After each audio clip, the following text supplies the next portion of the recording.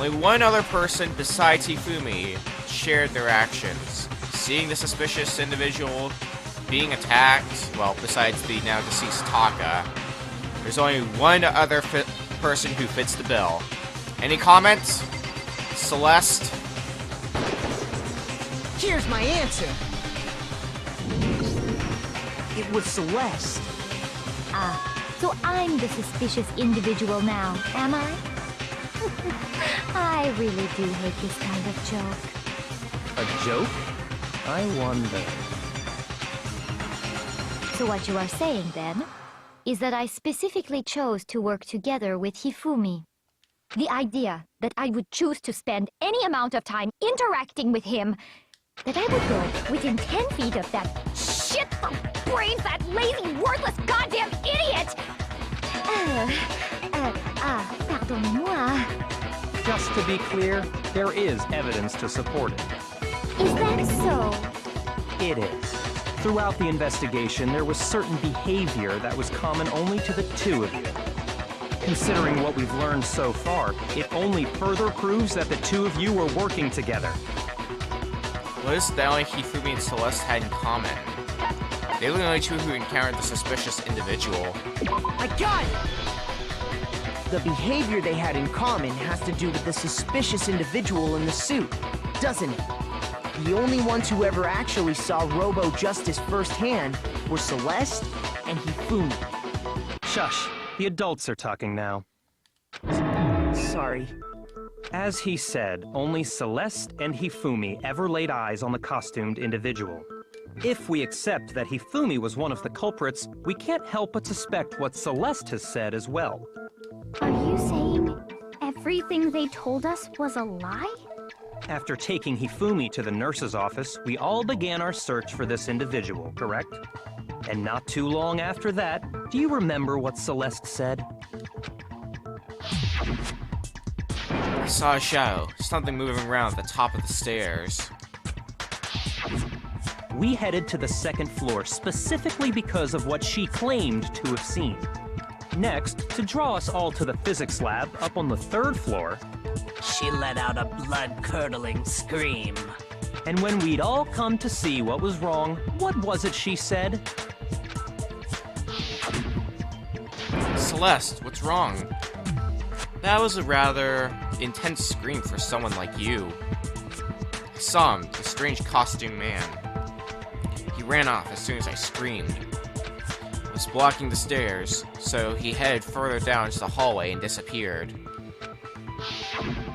Once she'd done her job of getting us all up to the physics lab, it was time for her partner to get to work.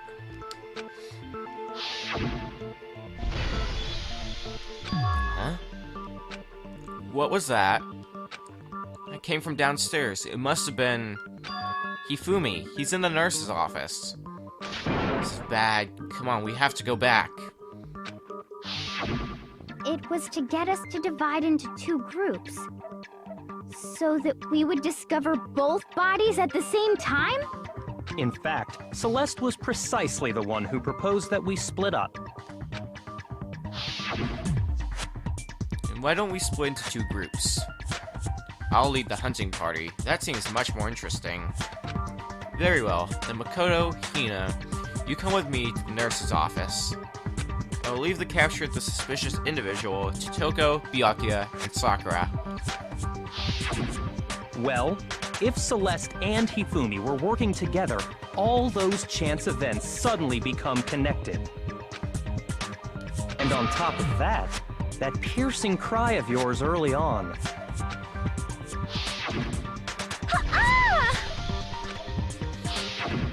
That was to signal Hifumi, wasn't it? It was your way of telling him, we're on the third floor, everything's going according to plan. Why else would you let out a scream that could have carried across the sea? I just realized another strange thing. When we found Hifumi in the nurse's office, who we now know was only pretending to be dead. I certainly was not expecting this. I did not imagine that Hifumi would be murdered. Celeste, you were the first one to say he'd been murdered. You wanted to make sure we wouldn't have any doubt in our minds. I don't believe it. Everything, the whole thing was one big act. Hina, you were with Celeste when Hifumi's body disappeared, right? Yeah. I was feeling kinda sick, so Celeste took me to the bathroom. Wait! Then that was... She wasn't worried about you. She just saw a chance to help Hifumi sneak out of the nurse's office. Each piece isn't much by itself, but start putting them together and the picture gets very ugly indeed. Wouldn't you agree, Celeste? I have no idea what you mean. Don't bother trying to deny it. You made one fatal mistake. Oh, did I? I didn't even catch it myself when you first said it, but looking back, I can say that that one little slip-up was your undoing. What are you talking about? I'm talking about what you said after Hifumi's body disappeared and we returned to the nurse's office. You must really be enjoying this. Enjoying the sight of us, standing around, frightened and confused. We're all going to die here. We're going to die, just like those guys died. I remember her saying that too, but I don't understand what's so strange about it. Then pay attention. Sakura, Toko, and I were first to discover Taka's body in the equipment room. Then Makoto showed up and told us Hifumi had been killed. So Sakura and I left with Makoto. Once we were in the hall, we ran into Celeste, and the four of us headed to the nurse's office. Now, the entire time we were together, none of us said anything about Taka being dead. Think about it. Celeste's comment doesn't make sense. It was completely out of place. Yeah, I see what you're talking about. Although I don't really get what it means. You hear that, Celeste? Everyone's having some trouble understanding. Could you repeat what you said? If you're really not the culprit, you shouldn't have any problem repeating it, right? Byakuya said that Celeste's comment didn't make sense. But what is he alluding to?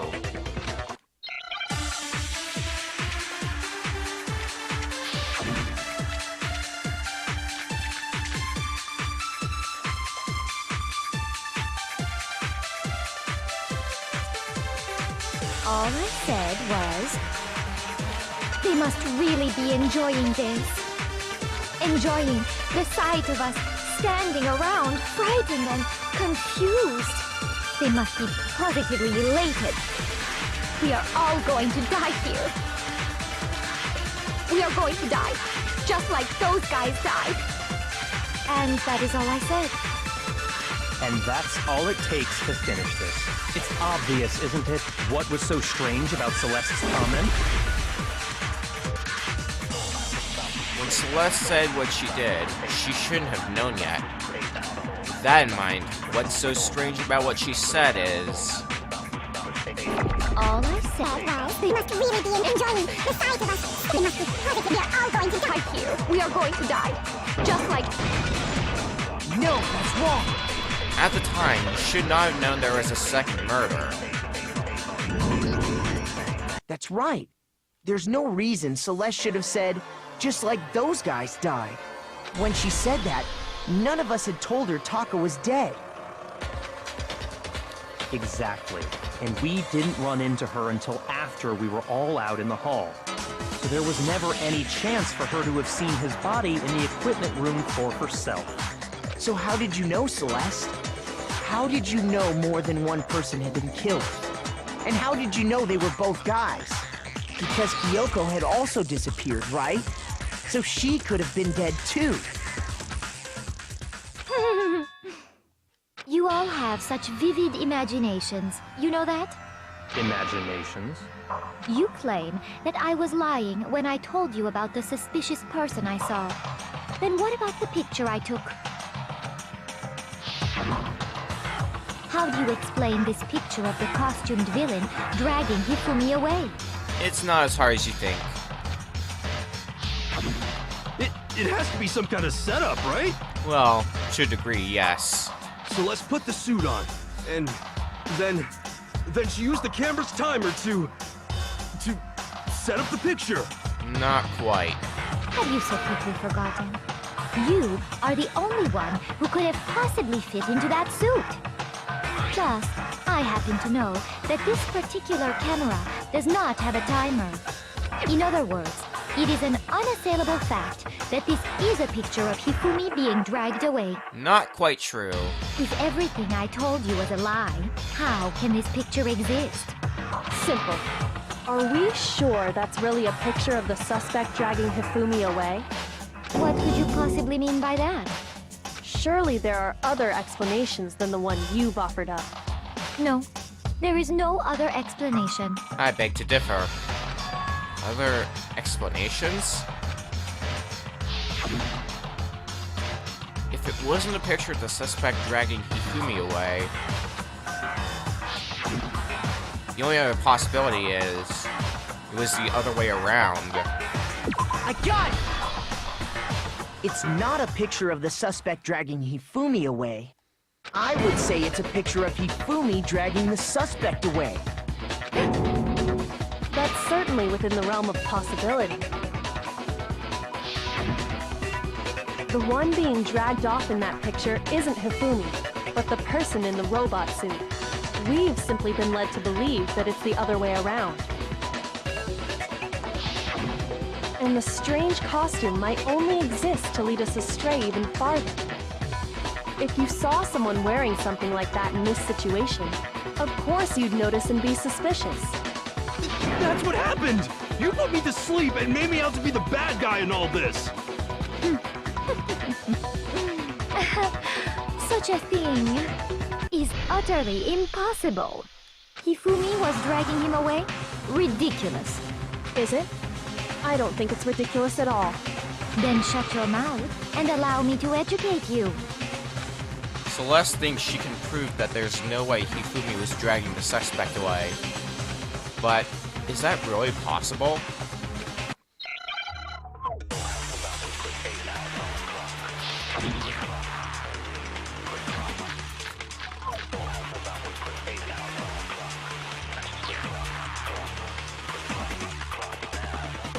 You dressed me up in that suit after I passed out!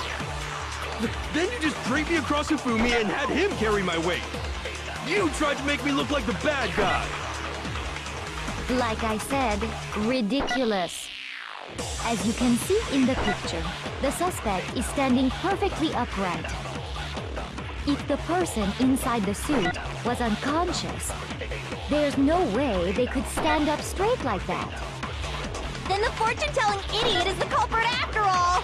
No way!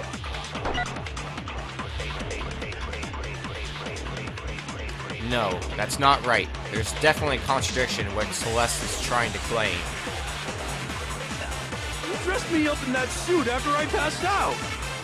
Then you just draped me across his view so I'd make me look like a... Like I said, as you can see in the picture, the suspect is the person inside the suit. There's no way they could stand up. No, that's wrong. The costume was specifically designed so that you couldn't bend at the waist. No. Even if the person inside the suit were unconscious, they could still stand up like that. Because that Robo-Justice suit had a certain characteristic. You totally can't bend at the waist. Seems like a pretty obvious oversight. That's right! They totally made a mistake when they made it, so it couldn't bend at the waist. I'm not so sure that was a mistake. I think the suit was designed from the beginning to be used the way it was. Celeste and Hifumi took the suit they'd specially designed and stuffed Hiro into it. That's how they were able to fake that whole thing. The point of it all was to make us believe whoever was in the suit was to blame. Well then, I suppose this is checkmate. Checkmate?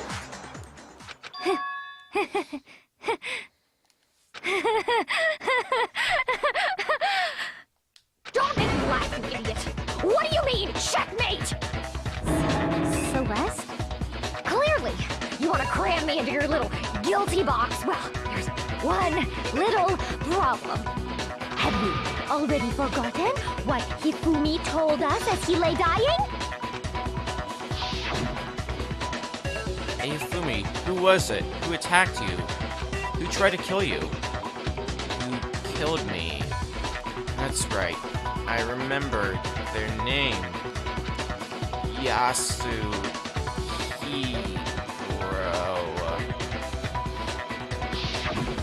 When we asked him who had attacked him, his answer was quite clear, was it not? He said, and I quote, Yasuhiro. In other words, Yasuhiro Hagakure!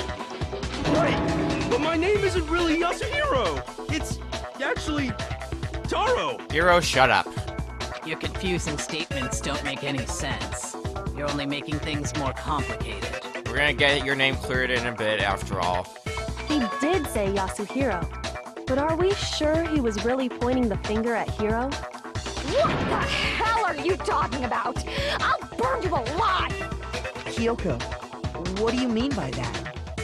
Think back to how Hifumi used to talk to us.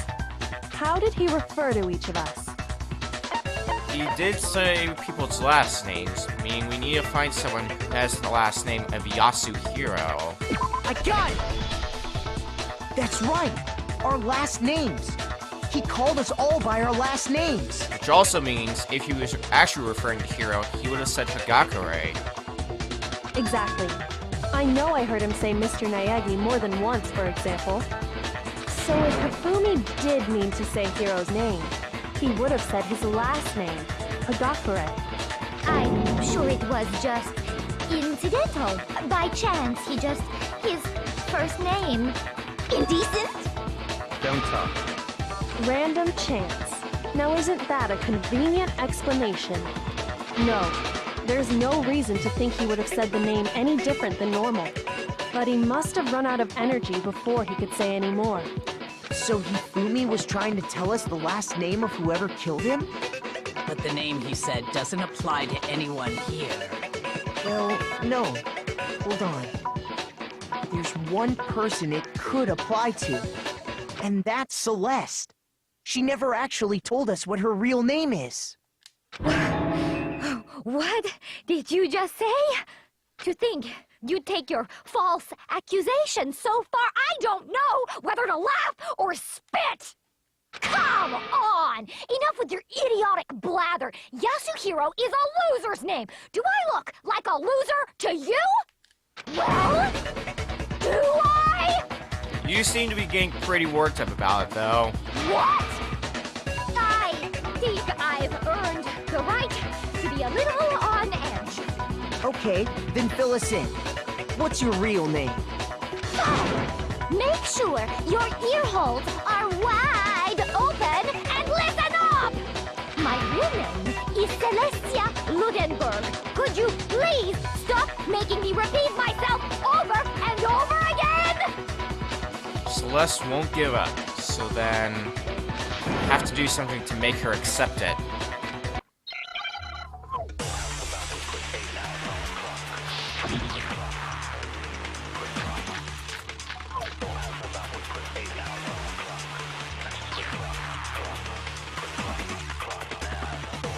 Hifumi was trying to tell us something. He wanted us to know the killer's last name, Yasuhiro. If there's one person here who might have that last name, It would have to be you, Celeste. You haven't told anyone what your real name is. How many times do I have to tell you? My name is... Celestia Ludenberg! God damn it! How long do you plan to go on pretending? I'm not pretending. It's the truth. And since you have no way to contradict me, that's the only truth there is! Moron! Isn't there any way to make her face the truth? Hifumi was trying to tell us something. He wanted us to know the killer's last name. If there's one person here, it would have to be you, Celeste. How many times do I How long do you plan to go? I'm not pretending. And since you have no way to contradict me, No, that's wrong. E-Handbook shows our name when it's turned on. We just have to check hers. That's it. The handbook. what? anytime you turn your handbook on, it shows the owner's name when it boots up, right? Monokuma told us all about it before. This handbook is absolutely vital to a healthy school life, so don't lose it. When you start it up, it will display your name. Always make sure you have the right one. Now, this is not your everyday notebook. It has so many more uses than that. So all we have to do is check her handbook, and that'll clear up everything. That's how we can find out Celeste's real name. That's an invasion of privacy. I refuse to cooperate. If Celestia Lundberg is your real name, then it's no invasion of privacy. Celeste, can you please just tell us what really happened? Please, just tell us. Even when I'm put in check, it's just my nature not to give up. Because...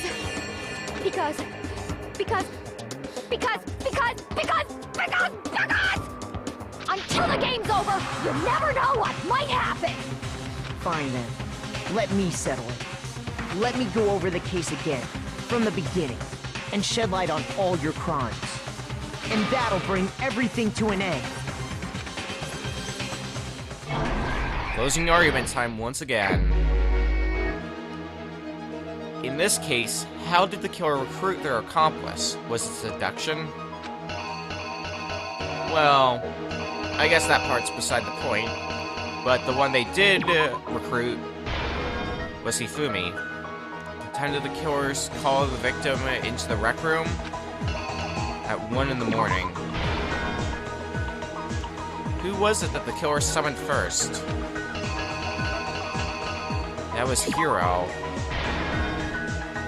He knocked him out, then stuffed him in the Robo-Justice suit to falsify their evidence.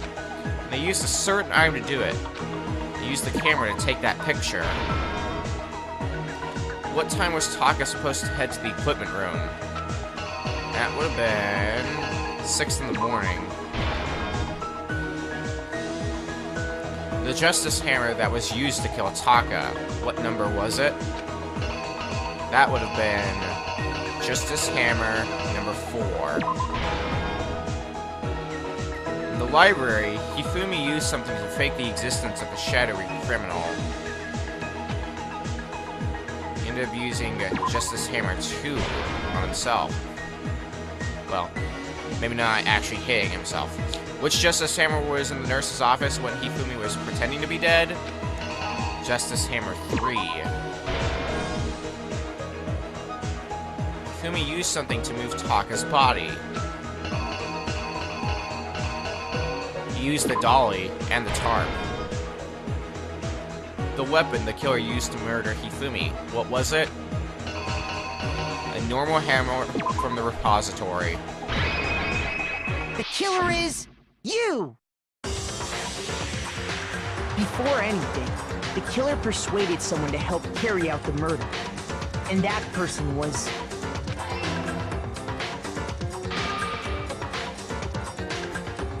Hifumi. With an accomplice, the killer was able to execute a number of otherwise impossible schemes.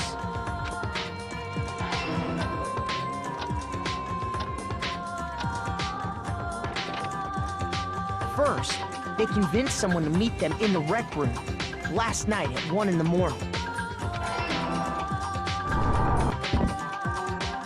That someone they met with was Hiro.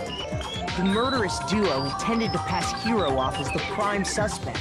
So when they met up with him, they drugged him, knocked him out, and stuffed him into the Robo-Justice suit.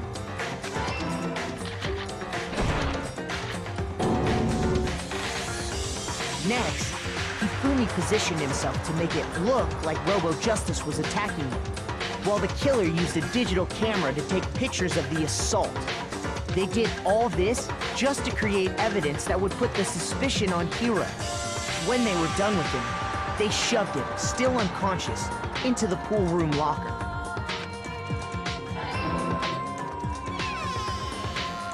And then finally, at 6 a.m., they moved into the murder phase of their plan. They called Taka to the equipment room.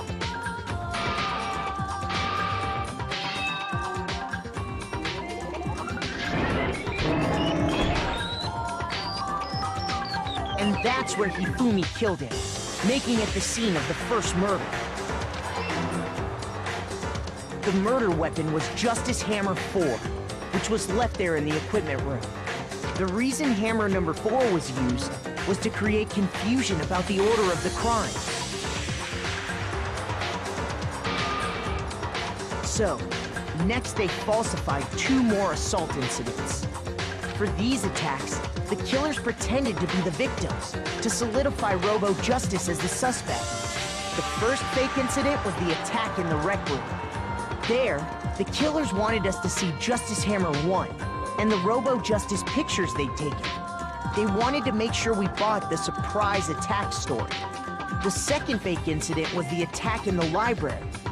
This time, they planted Justice Hammer 2 and an injured Hifumi to sell us that story. With these 2 incidents, the killers were able to create a certain preconception in our minds that the suspect was increasing the size of the hammers and attacking people in order as they did. We fell right into their trap and started looking for the suspect based on that. But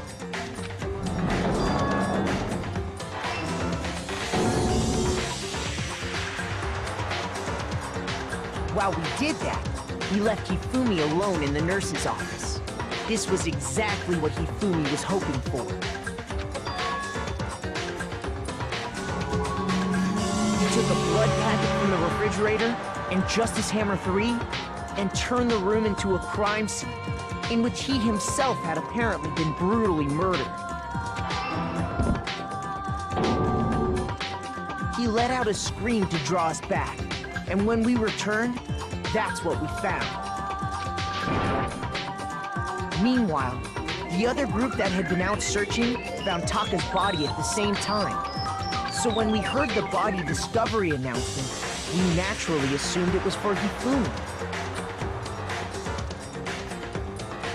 We left the nurse's office, and Hifumi once again took advantage of the situation. He simply got up and made his escape. When we learned his body had disappeared, we all rushed back to the nurse's office. And once again, Hifumi had the chance he was waiting for. This time, he snuck into the equipment room.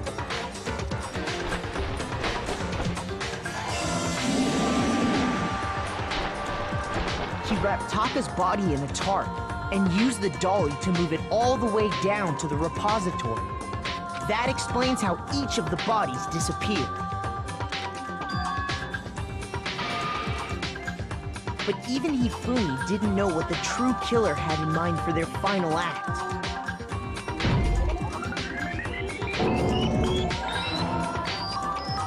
Their plan all along was to kill Hifumi and get rid of the one person who could betray them. And they did it using an ordinary, everyday hammer from the repository. That should cover everything that happened in this case. And the villain behind it all is...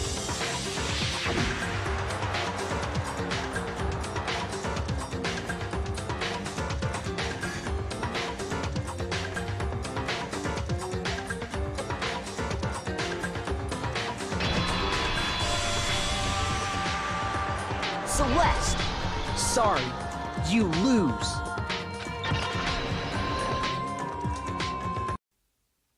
I lost? When was the last time I was forced to utter such words? They hang heavy around my neck. Then you admit it? You're the killer? Listen to you, trying to take charge, as if you're my private instructor. I, Celestia Ludenberg. Actually, no. Taiko Yasuhiro is fine. Taiko?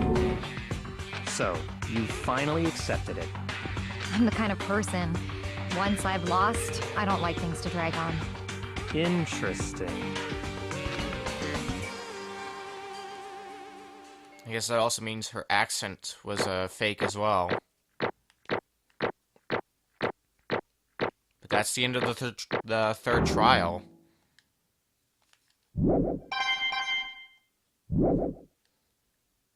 Okay, Monokuma. I'm ready to begin. Or, no. I suppose this is the end. isn't it? It is indeed the moment we've all been waiting for. Time to vote. Okay? Okay. If you would, please locate your lever and cast your vote. And when the votes are tallied, who will become the Blackened? Will you make the right choice or the dreadfully wrong one? What's it gonna be? What's it gonna be?